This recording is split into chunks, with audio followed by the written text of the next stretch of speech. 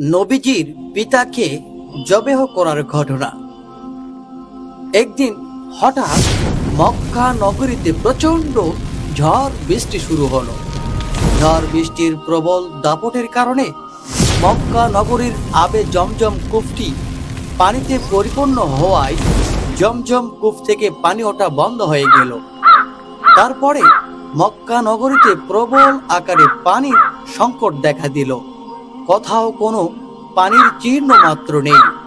মক্কার মানুষেরা পানির জন্য এদিক ওদিকে ছোটাছুটি করতে লাগলো, কিন্তু কোথাও পানির সন্ধান না পেয়ে একেবারে তারা দিশাহারা হয়ে পড়লেন।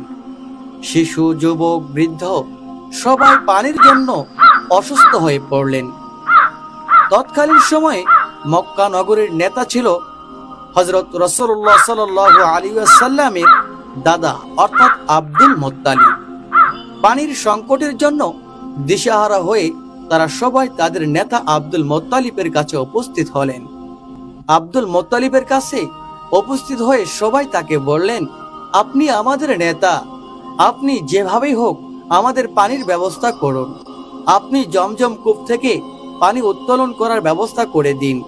আমাদের মনে হয় আপনি ছাড়া আর কেউ জমজম কূপ থেকে পানি উত্তোলন করার ব্যবস্থা করে দিতে পারবে না। উপস্থিতগণ সকলেই বললেন, আমরা যদি জমজম কূপ থেকে পানি না পাই তাহলে সবাই অসুস্থ হয়ে মারা যাব। এই কথা শুনে আব্দুল মুত্তালিব ভীষণ চিন্তিত হয়ে পড়লেন। তিনি মনে মনে ভাবতে লাগলেন কিভাবে জমজম কূপ থেকে পানি উত্তোলন করা যায় এবং কিভাবে পানি উত্তোলন করার ব্যবস্থা করা যায়। কিন্তু তিনি কোনো চিন্তা করে কুল কিনারা পেল না, কোনো আশার আলো দেখতে পেল না। তখন তিনি মহান আল্লাহ তাআলার দরবারে দুখানা হাত উত্তোলন করে দোয়া করলেন এবং বিভিন্ন ধরনের মান্নত করলেন, কিন্তু কোনো দোয়া ও মান্নত আল্লাহর দরবারে কবুল হলো না। শেষ পর্যন্ত আব্দুল মুত্তালিব দিশাহারা হয়ে মহান আল্লাহ তাআলার দরবারে দোয়া করে বললেন, হে মহান রব্বুল আলামিন, আপনি জমজম কূপ থেকে পানি উত্তোলন করার ব্যবস্থা করে দিন। বিনিময় আমি আমার 10 সন্তানের মধ্য থেকে একটি সন্তানকে আমি আল্লাহর রাস্তায় কুরবানি করে দিব। আব্দুল মুত্তালিব যখন এই মান্নত করলেন তখন এই মান্নত আল্লাহ তাআলার দরবারে কবুল হয়ে গেল। অর্থাৎ রাসূল করিম সাল্লাল্লাহু আলাইহি ওয়াসাল্লামের দাদা যখন এই মান্নতটি করলেন তখন আল্লাহ তাআলা তা কবুল করে নিলেন, তার মান্নতকে কবুল করলেন এবং তার সাথে সাথেই জমজম কূপ থেকে প্রচুর পরিমাণে পানি বের হতে লাগলো এবং জমজম কূপের পানি বের হতে দেখে মক্কাবাসীগণ অবাক হয়ে গেলেন এবং তারা আনন্দে আত্মহারা হয়ে পড়লেন। এরপর জমজম কূপের পানি বের হওয়ার পরে সবাই সুখে শান্তিতে বসবাস শুরু করলো। কিন্তু এই দিকে এই ঘটনার পরে রাসূলুল্লাহ সাল্লাল্লাহু আলাইহি ওয়াসাল্লামের দাদা আবু মুত্তালিবের এই মান্নতের কথা মনে ছিল না। তিনি এই মান্নতের কথা ভুলে গেলেন। একদিন হযরত মুহাম্মদ সাল্লাল্লাহু আলাইহি ওয়াসাল্লামের দাদা আব্দুল মুত্তালিব তার নিজের গৃহে ঘুমাচ্ছিলেন। তিনি স্বপ্নে দেখলেন মহান আল্লাহ তাআলা আব্দুল মুত্তালিবকে বলছেন, হে মুত্তালিব, তুমি কি ভুলে গিয়েছো? তুমি কি ভুলে গেলে? তুমি কি মান্নত করেছিলে? তুমি মান্নত করেছিলে যে জমজম কূপ থেকে পানি বের হলে তোমার 10 সন্তানের মধ্য থেকে একটি সন্তানকে তুমি আল্লাহর রাস্তায় কুরবানি দিবে। তুমি তোমার মান্নত পূরণ করো। তারপর এই স্বপ্ন দেখার পর আব্দুল মুত্তালিব ঘুম থেকে জাগ্রত হলেন এবং উঠে বসে পড়লেন। তারপর তিনি চিন্তা করতে লাগলেন, সত্যি তো আমি মান্নত করেছিলাম যে জমজম কূপ থেকে পানি বের হলে আমি আমার 10 সন্তানের মধ্য থেকে একটি সন্তানকে আমি আল্লাহর রাস্তায় কুরবানি করে দিব, কিন্তু আমি আমার এই মান্নতের কথাটি ভুলে গিয়েছি। আজ আব্দুল মুত্তালিব তার এই স্বপ্নের কথা কারো সাথে প্রকাশ করলেন না। পরের দিন রাত্রিবেলা তিনি আবারও ঘুমাতে যাচ্ছিলেন, আবারও ঠিক স্বপ্ন দেখলেন মহান আল্লাহ রাব্বুল আলামিন তাকে বলছেন, হে আব্দুল মুত্তালিব, তুমি কি ভুলে গেলে তুমি কি মান্যত করেছিলে? অতএব তুমি তোমার মান্যত পূরণ করো। এবারও তিনি এই স্বপ্নের কথা কারো কাছে প্রকাশ করলেন না। পরের দিন আবারও যখন তিনি ঘুমাচ্ছিলেন, তখন আল্লাহ রাব্বুল আলামিন তাকে বললেন, হে আব্দুল মুত্তালিব, তোমার কি মনে নেই তুমি কি মান্যত করেছিলে? তুমি তোমার মান্যত পূরণ করো।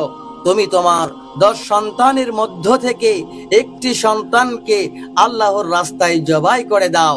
যদি 7 দিনের মধ্যে এই মান্যত পূরণ না করো, তাহলে তোমার 10 সন্তান মৃত্যুবরণ করবে এবং জমজম কূপ থেকে পানি বের হবে না, একেবারে চিরদিনের জন্য তা বন্ধ হয়ে যাবে।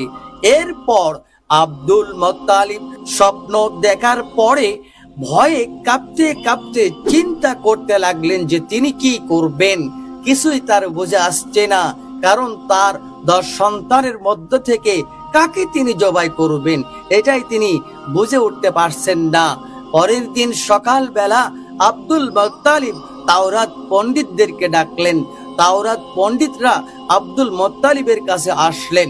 যখন আব্দুল মুত্তালিব ভীষণ চিন্তিত এবং পেরেশানি অবস্থায় তাওরাত পণ্ডিতদেরকে বললেন, হে পণ্ডিতগণ, আমি মহান আল্লাহ পাক রব্বুল আলামিনের দরবারে মান্যত করেছিলাম, জমজম কূপ থেকে পানি বের হলে আমি আমার 10 সন্তানের মধ্য হতে একটি সন্তানকে আল্লাহর রাস্তায় কুরবানি করে দিব। আমার মান্যত মহান আল্লাহ রাব্বুল আলামিন কবুল করেছেন। জমজম কূপ থেকে আবারও পানি বের হয়েছে, কিন্তু তারপরও আমি আমার সেই মান্যতের কথা একেবারেই ভুলে গিয়েছিলাম। গত 3 দিন পর্যন্ত মহান আল্লাহ রাব্বুল আলামিন আমার সেই মান্যতের কথা আমাকে স্মরণ করিয়ে দিচ্ছেন। মহান আল্লাহ রাব্বুল আলামিন শেষ পর্যন্ত আমাকে এইভাবে স্বপ্নের মাধ্যমে দেখিয়ে দিয়েছেন, আমি যদি আমার এই মান্যত পূরণ না করি তাহলে 10 সন্তানই মৃত্যুবরণ করবে এবং জমজম কূপ চিরদিনের জন্য পুনরায় বন্ধ হয়ে যাবে। আপনারা বলুন এখন আমি কি করতে পারি? তখন পণ্ডিতগণ বললেন, হে আব্দুল মুত্তালিব, যেহেতু আপনি মান্যত করেছেন এবং মান্যত মহান আল্লাহ পাক পূরণ করেছেন এবং স্বপ্নও দেখাইয়েছেন, তাহলে অবশ্যই আপনার এই 10 সন্তানের মধ্যে একজনকে আল্লাহর রাস্তায় জবাই করতে হবে। পণ্ডিতগণের কথা শুনে আব্দুল মুত্তালিব অত্যন্ত চিন্তিত এবং পেরেশানি হয়ে পড়লেন। তিনি কি করবেন কিছুই ভেবে পাচ্ছিলেন না। তার 10 সন্তানের মধ্যে কাকে তিনি জবাই করবেন তাই তিনি ভেবে পাচ্ছিলেন না, কারণ তার 10 সন্তানই তার কাছে প্রিয় ছিল। তারপর তিনি কোনো উপায় না পেয়ে পরের দিন তার সন্তানদেরকে ডাকলেন। আব্দুল মুত্তালিবের বড় সন্তান ছিল আব্বাস রাদিয়াল্লাহু তাআলা আনহু। আব্দুল মুত্তালিব প্রথমে তাকেই বললেন, হে আমার পুত্র, আমি মান্যত করেছিলাম যে জমজম কূপ থেকে পুনরায় পানি বের হলে আমি আমার 10 সন্তানের মধ্য থেকে একটি সন্তানকে আল্লাহর রাস্তায় জবাই করে দিব। এখন তুমি কি আমার এই মান্যতটি পূরণ করবে? তখন আব্বাস রাদিয়াল্লাহু তাআলা আনহু বললেন, আব্বাজান, এ কেমন মান্যত? আমি আপনার এই মান্যত পূরণ করতে পারবো না। আপনি আপনার অন্য সন্তানদেরকে এই মান্যত পূরণ করতে বলুন। রাসূলুল্লাহ সাল্লাল্লাহু আলাইহি ওয়াসাল্লামের দাদা অর্থাৎ আব্দুল মুত্তালিব তার দ্বিতীয় সন্তান আমির হামজাকে বললেন, হে পুত্র, তুমি আমার মান্যত পূরণ করো। তখন আমির হামজাও বললেন, আব্বাজান, আমি কেমন করে এই মান্যত পূরণ করব? না, আমি এই মান্যত পূরণ করতে পারবো না, আপনি আপনার অন্য সন্তানদেরকে বলুন। এভাবে আব্দুল মুত্তালিব একে একে সব সন্তানদেরকে বললেন, কিন্তু কেউই এতে রাজি হলো না। বাকি ছিল তার সন্তান, একটি সন্তান, সেটি হলো তার সব থেকে ছোট্ট সন্তান, তার নাম হলো আব্দুল্লাহ। আব্দুল্লাহ ছিলেন রাসূল করিম সাল্লাল্লাহু আলাইহি ওয়াসাল্লামের পিতা। আব্দুল মুত্তালিবের সবচাইতে প্রিয় সন্তান ছিল আব্দুল্লাহ। আব্দুল মুত্তালিব এবার আব্দুল্লাহকে অনেক স্নেহ এবং আদর যত্ন করতেন এবং তাকে অধিক পরিমাণে ভালোবাসতেন। যখন আব্দুল মুত্তালিবের কথায় তার 9 জন ছেলে রাজি হলো না, তখন আব্দুল মুত্তালিব অত্যন্ত দুঃখী হয়ে পড়লেন। তারপর আব্দুল্লাহ তার পিতার চিন্তার মুখমণ্ডল দেখে বললেন, আব্বাজান, আপনার কি হয়েছে? আমি তো কিছুই বুঝতে পারছি না, আপনি কি নিয়ে চিন্তা করছেন? তখন আব্দুল মুত্তালিব তার সবচাইতে ছোট্ট পুত্র রাসূল করিম সাল্লাল্লাহু আলাইহি সাল্লামের পিতা আব্দুল্লাহকে বললেন, হে প্রিয় সন্তান আব্দুল্লাহ, আমি মান্যত করেছিলাম যে জমজম কূপ থেকে পুনরায় পানি বের হলে আমি আমার 10টি সন্তানের মধ্য থেকে একটি সন্তানকে আমি কুরবানি করে দিব। এই মান্যত পূরণ করতে হবে। আল্লাহ তাআলা আমাকে বলেছেন, হে মুত্তালিব, তুমি যদি তোমার 10টি সন্তানের মধ্য হইতে একটি সন্তানকে আল্লাহর রাস্তায় জবাই না করো, তাহলে তোমার 10টি সন্তান মৃত্যুবরণ করবে এবং জমজম কূপের পানি পুনরায় বন্ধ হয়ে যাবে, এমনকি চিরদিনের জন্য সেই পানি ওঠা বন্ধ হয়ে যাবে। এখন তুমি কি করবা? তখন ছোট্ট পুত্র আব্দুল্লাহ বললেন, আব্বাজান, আপনি কোনো চিন্তা করবেন না। আব্বাজান, আমাকে আপনি আল্লাহর রাস্তায় জবাই করে আপনার মান্যত পূরণ করুন। এবার আব্দুল মুত্তালিব তার ছোট্ট পুত্র আব্দুল্লাহর কথা শুনে খুবই খুশি হলেন, কিন্তু অন্যদিকে অত্যন্ত দুঃখ পেলেন। তার কারণ হলো কি, যে আব্দুল মুত্তালিবের অত্যন্ত প্রিয় সন্তান ছিল তার ছোট্ট পুত্র আব্দুল্লাহ।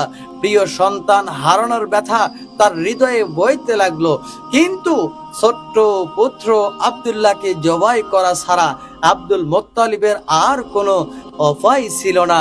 কারণ আব্দুল্লাহকে জবাই না করলে তার 10 সন্তানকে হারাতে হবে এবং পবিত্র জমজম কূপের পানি পুনরায় বন্ধ হয়ে যাবে। এ কারণে হয়তো সকল মক্কাবাসীগণ পানির অভাবে মৃত্যুবরণ করবে। তারপর আব্দুল মুত্তালিব তার ছোট্ট পুত্র আব্দুল্লাহকে নিয়ে কাবার উদ্দেশ্যে রওনা হলেন। কিছুক্ষণ পর তারা কাবার চতুরে উপস্থিত হলেন। সেখানে সকল মক্কাবাসীগণ উপস্থিত হলেন। এদিকে আব্দুল্লাহকে জবাই করার খবর পেয়ে মক্কার অন্য অন্য নারী পুরুষ সকলেই সেখানে উপস্থিত হলেন।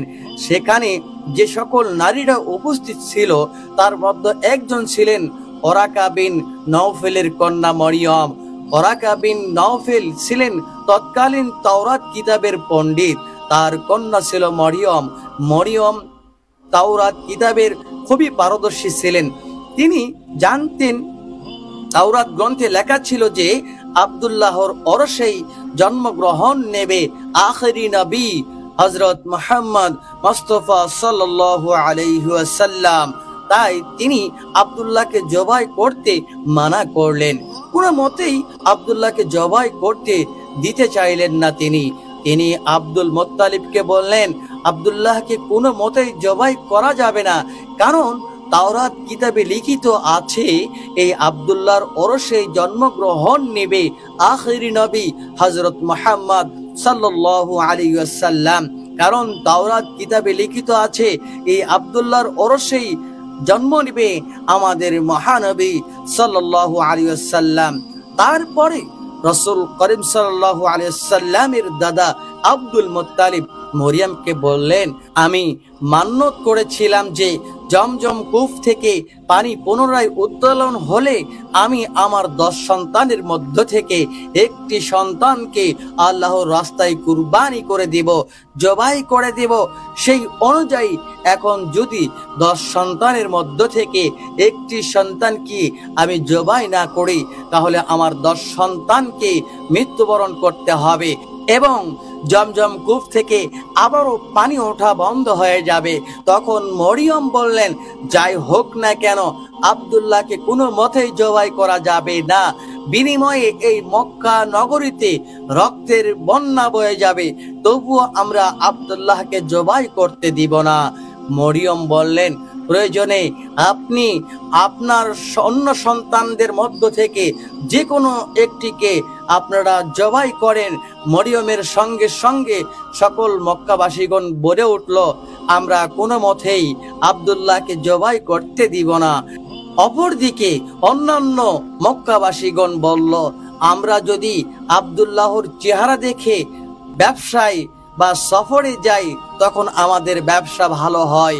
হে মুত্তালিব, আপনার ছোট্ট পুত্র আব্দুল্লাহকে আমরা কোনো মতেই জবাই করতে দিব না।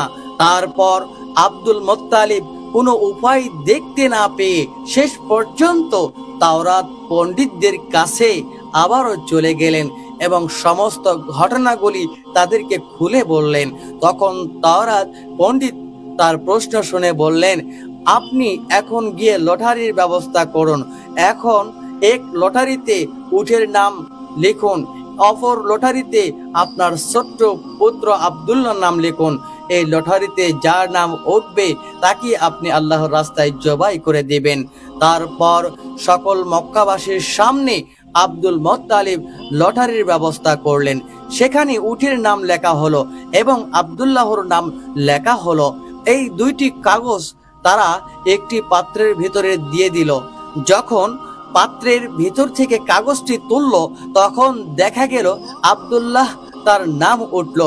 এদিকে মক্কাবাসী কোনো মতেই আব্দুল্লাহকে জবাই করতে দিবে না। আবারও লটারির ব্যবস্থা করা হলো এবং কাগজ তুলে দেখলো আবারও আব্দুল্লাহর নাম উঠল। এভাবেই লটারি করতে করতে 99 বার এই পাত্র থেকে লটারির মাধ্যমে কাগজটি তোলা হলো, কিন্তু প্রতিবারই আব্দুল্লাহর নাম উঠল। তারপর আব্দুল মুত্তালিব বললেন, আর কোনো উপায় নাই, এবার আমার প্রিয় আব্দুল্লাহকে জবাই করতেই হবে। যেহেতু আমি মান্যত করেছিলাম তাই আমাকে মান্যত পূরণ করতেই হবে। এই মান্যত পূরণ করার জন্য আমাকে শেষ পর্যন্ত আমার প্রিয় পুত্র আব্দুল্লাহকেই জবাহ করতে হবে। আব্দুল মুত্তালিবের এই কথা শুনে তাওরাত পণ্ডিতদের কন্যা মরিয়ম বললেন, না, আব্দুল্লাহকে কোনো মতেই জবাই করা যাবে না। আপনি আবারও নতুন করে লটারির ব্যবস্থা করুন। যতক্ষণ পর্যন্ত উটের নাম না ওঠে ততক্ষণ পর্যন্ত আপনি লটারি চালিয়ে যাবেন। আবারও লটারির ব্যবস্থা করা হলো।